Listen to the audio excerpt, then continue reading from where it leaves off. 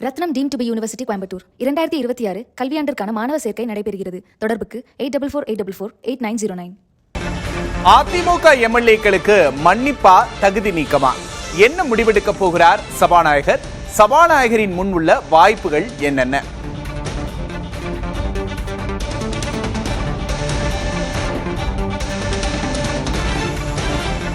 அதிமுகவின் இரு பிரிவினரும் கொடுத்த மனுக்கள் மீது இன்று முடிவெடுக்கிறார் சபாநாயகர். கூடுதல் விவரங்களை செய்தியாளர் ரமேஷிடம் கேட்டு பெறலாம். ரமேஷ், வணக்கம். இன்னைக்கு சபாநாயகர் என்ன முடிவெடுக்க போகிறார் அப்படிங்கிற எதிர்பார்ப்பு எழுந்திருக்கு. இந்த நிலையில சபாநாயகர் முன் இருக்கிற வாய்ப்புகள்லாம் என்னென்ன, என்ன முடிவா இருக்க போது, உங்களுக்கு கிடைத்திருக்கிற தகவல்கள்லாம் என்னென்ன? சபாநாயகர் செய்தியாளர் சந்திப்பு என்று சொல்லியிருந்தார்கள் நேற்று. ஆனால் இன்று பக்ரீத் விடுமுறை என்பதால் குறிப்பாக தலைமைச் செயலகத்தில் சட்டப்பேரவையில் பணியாற்றக்கூடிய முக்கியமான அதிகாரிகள் பணிக்கு வராத காரணத்தால் இந்த செய்தியாளர் சந்திப்பு ஒத்திவைக்கப்பட்டிருப்பதாக தகவல் வந்திருக்கிறது. இதில் இருக்கக்கூடிய 3 விதமான வாய்ப்புகள் இருக்கிறது. அதாவது கடந்த 13ஆம் தேதி நம்பிக்கை கோரும் தீர்மானம், இந்த அரசுடைய நம்பிக்கை கோரும் தீர்மானத்திற்கு ஆதரவாக வாக்களித்த எஸ்பி வேலுமணி தரப்பிலான 25 எம்எல்ஏக்கள் மீது கட்சி தாவல் தடை சட்டத்தின் கீழ் நடவடிக்கை எடுக்க வேண்டும் என்று எடப்பாடி பழனிசாமி ஒரு கடிதத்தை சபாநாயகரிடம் கொடுக்கிறார். அதுதான் தற்போது முக்கியமான பிரச்சனைக்கு காரணமாக இருக்கிறது. இது தற்போது இந்த அதே போல எடப்பாடி பழனிசாமி மீது நடவடிக்கை எடுக்க வேண்டும் என்று வேலுமணி தரப்பினர் கொடுத்தார்கள். 2 பேரும் நேற்று பரஸ்பரம் ஒற்றுமை சமாதானமாகிவிட்டார்கள். 2 தரப்பிலும் கொடுத்த கடிதங்களை வாங்கிக் கொண்டு எடப்பாடி பழனிசாமி தான் எங்களுடைய குழு தலைவர் என்ற கடிதத்தை கொடுத்திருக்கிறார்கள்.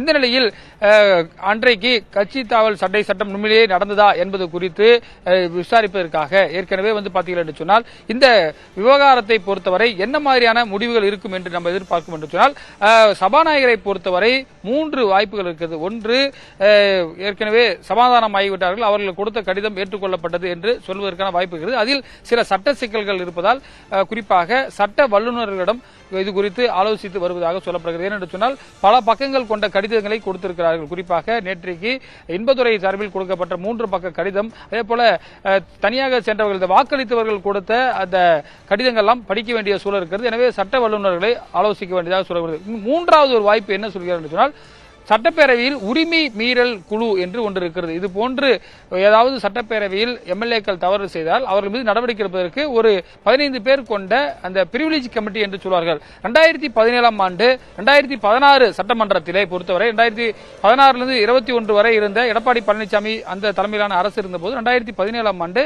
அப்போது எதிர்க்கட்சித் தலைவர் ஸ்டாலின் குட்கா போன்ற தடை செய்யப்பட்ட பொருட்களை சட்டப்பேரவையில் கொண்டு வந்தார் என்று ஒரு புகார் இருந்தது. அதற்கு உரிமை மீறல் பிரச்சனைக்கு கொண்டு சென்றார்கள். கிட்டத்தட்ட 3 ஆண்டு காலம் அந்த உரிமை குழுவில் இருந்தது.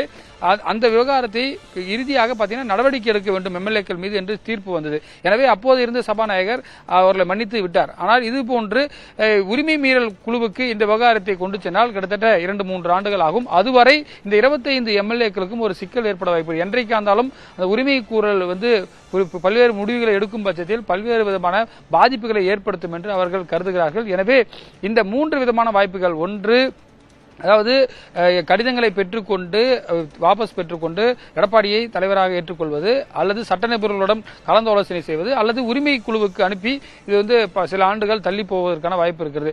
இந்த 3 வாய்ப்புகள் தான் அவரிடம் இருப்பதாக சொல்லப்படுகிறது. ஆனால் மூத்த வழக்கறிஞர்களை பொறுத்தவரை இந்த கட்சி எதிராக வாக்களித்தவர்கள் நேரலையில் காண்பிக்கப்பட்டிருக்கிறது. எனவே இது ஒரு ஆன்டி டிஃபெக்ஷன் லாவுக்கான ஒரு பெஸ்ட் எக்ஸாம்பிள் என்று சொல்கிறார்கள். அதாவது ஒரு சிறந்த உதாரணமாக இது சட்ட ரீதியாக பல்வேறு விதமான வாய்ப்புகள் இருப்பதாக சொல்லப்படுகிறது. எனவே இதையெல்லாம் வைத்து பார்க்கும் பொழுது சபாநாயகர் என்ன முடிவை எடுக்கிறார்? குறிப்பாக சட்டப்பேரவையை பொறுத்தவரை சபாநாயகருக்கு உச்சபட்ச அதிகாரம் இருக்கிறது. அவர் எடுக்கக்கூடிய அந்த இறுதி முடிவு தான் இறுதியாக இருக்கும்.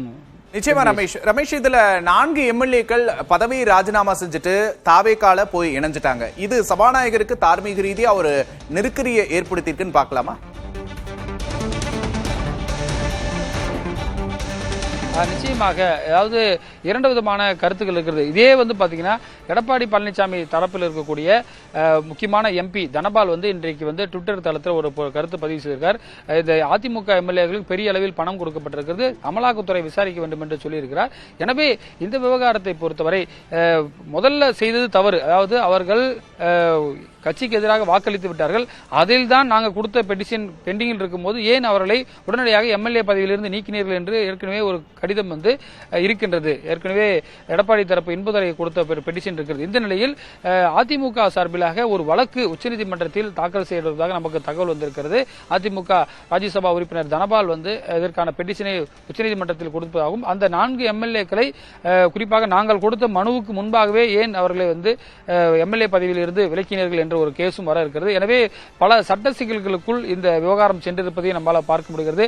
முதல்ல இதுல வாக்கெடுப்பு நடக்கும்போது அதிமுக குழு தலைவர் என்று எடப்பாடி பழனிசாமியை சபாநாயகர் அறிவிக்கவில்லை. இதிலே பல கருத்துக்கள் இருக்கிறது. அதே போல அதிமுகவுடைய கொறடா யார் என்பதையும் இன்னும் சபாநாயகரை பொறுத்தவரை அறிவிக்காமல் இருக்கிறார். ஏனென்று சொன்னால் எடப்பாடி பழனிசாமி அக்ரி கிருஷ்ணமூர்த்தி தான் எங்களுடைய கொறடா என்று கொடுத்தார். வேலுமணி குறிப்பாக விராலிமலை விஜயபாஸ்கர் எங்களுடைய கொறடா என்று கொடுத்தார். ஆனால் 2 மனுக்கள் மீதும் நடவடிக்கை எடுக்கவில்லை.